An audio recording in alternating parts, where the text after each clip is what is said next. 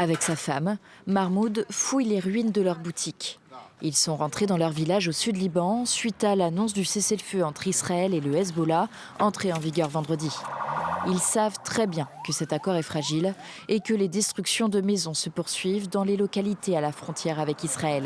Je n'ai pas peur du tout. Si j'avais peur, je ne serais pas revenu. Nos corps ont été déplacés, mais nos âmes sont restées ici. Nous avons retrouvé notre âme. Y a-t-il meilleur endroit que sa patrie? Que Dieu nous aide. Nous ne quitterons pas notre terre. L'armée israélienne a reçu l'ordre de détruire la moindre structure qui pourrait menacer ses soldats et servir de poste au Hezbollah, maison des habitants inclus. Dans une stratégie similaire à celle qu'elle a utilisée dans son conflit contre le Hamas dans la bande de Gaza, l'armée israélienne a instauré une ligne jaune au Liban pour y établir une zone de sécurité selon ses termes.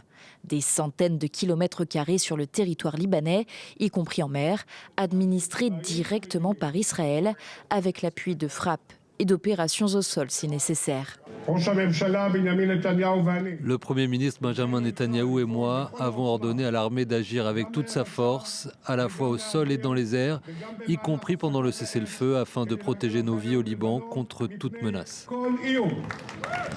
Hier, Israël annonçait la mort d'un de ses soldats au sud du Liban lors d'un combat, le deuxième depuis l'entrée en vigueur du cessez-le-feu.